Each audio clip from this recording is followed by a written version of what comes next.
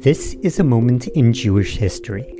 Lieutenant Colonel Uziel Gal of the Israel Defense Force was opposed to the army naming his new weapon after him, but the IDF insisted, and the Uzi became the most well-known firearm produced in Israel.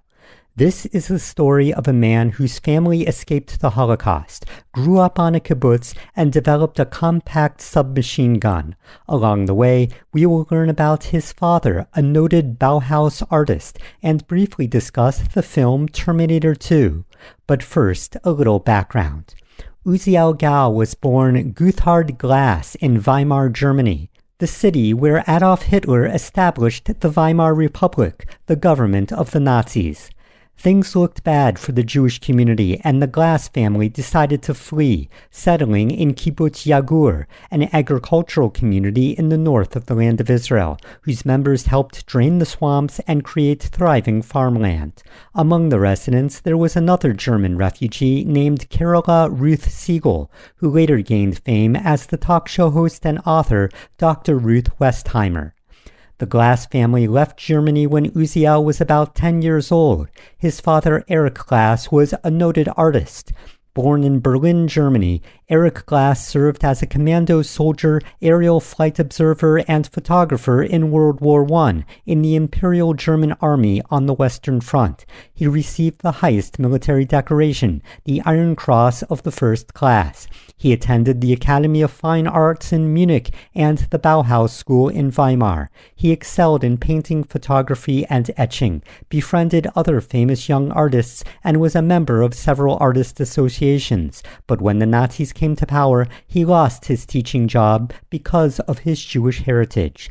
The Glas family was used to an urban life, and when they moved to the land of Israel, the farming community was a huge adjustment. Glas took part in the first exhibition of graphic drawing in Israel. One of the most important works of Erich Glas was Leilot, Hebrew for nights, a series of 20 lithographs which tell the story of the Nazi persecution of German Jews. Another member of the Glas family was Uziel Gal, son of Erich and stepbrother to Uziel. In the 1950s, he co-founded the Sadeh Sde Boker School in the Negev, Israel's second field school. He established the youth division in the Ministry of Education. In the 1970s, IDF Chief of Staff Raphael Raful Eitan recruited him to create a special program for at-risk youth to be able to serve in the army. This program was called MAKAM, Center for Advancement for Special Populations for Integration into Military Service and Civilian Life. The recruits were called Raful Boys and came from troubled backgrounds, high school dropouts with low test scores, or even youth who got in trouble with the law. The program was intended for them to have a meaningful and productive military service and help them succeed in their future adult life. Uziel Gal went on to win the Education Prize for his lifetime of service. But back to his older brother, Uziel Gal.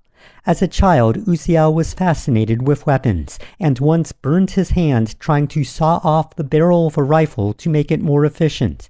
At age 15, he created a bow and arrow that could automatically shoot multiple arrows. During the British Mandate period in Israel, Gal was arrested by the British, who had strict laws against Jews owning firearms. He was caught with weapons parts and sentenced to 7 years in prison. He served 3 years in the infamous Akko fortress before he was pardoned. After Israel's independence from the British, the newly formed Israel Defense Force asked him to help streamline weapons. Gal was chosen because of a 30-page letter he wrote to his commanding officer describing a homemade machine gun. The 9mm submachine gun he designed was lightweight and easily manufactured. It could fire 10 rounds per second and rarely jammed. Although he opposed the idea of calling it the Uzi, it was unveiled as such at the 1955 Israel Independence Day parade. The Uzi successfully defended Israel during the Sinai campaign of 1956 when Israel fought back against the Fedayeen infiltrators from Gaza and Sinai, who committed massacres of Israeli civilians. Gal was decorated with the country's first Israel Security Award for his work by Prime Minister David Ben-Gurion. Uziel Gal never earned money from the Uzi beyond his normal salary. In interviews, he stated he was just doing his duty like a cook or any other army position. Gal was described as a modest and unassuming man who would have preferred to work in orthopedic medicine. After retirement from the military, he spent his time avoiding the spotlight and taking care of his wife and daughter. When visiting weapons exhibitions, he used to introduce himself simply as Gal, without mentioning the name Uzi. One final footnote is the 1991 film Terminator 2 Judgment Day starring Arnold Schwarzenegger, one of the highest-grossing films of its time. According to a documentary on the film, an Israeli man named Uziel Gal helped train actress Linda Hamilton, who portrayed Sarah Connor, who goes from timid in the first Terminator film to rugged and determined in the next. The director and other actors, Arnold Schwarzenegger included, were highly impressed by the results. So I put her with a guy named Uziel Gal, who was from an Israeli Special Forces unit, now acting as a trainer. He was very experienced. He knew exactly how to train her, how to run and how to climb and how to do fighting scenes. And he taught her weapons handling. When she finished with him, and she went out for her first day of actual live firing, and put 8 rounds to the center mass of the target. And she had never fired a gun in her life. That's the quality of the kind of military training that he put her through. Can this be the same Uziel Gal? How many former IDF soldiers have that name? According to the Internet Movie Database, Uziel Gal was involved in 4 films in the 1990s, either as a stunt coordinator or in small roles. Uziel Gal, inventor of the Uzi, would have been a much older man by this time, and given his personality, I highly doubt that a 70-something Uziel Gal would have been cop number 1 in Batman and Robin. So, Uziel Gal, if you're out there, send me an email, and perhaps I'll interview you on a future podcast. This has been a moment in Jewish history.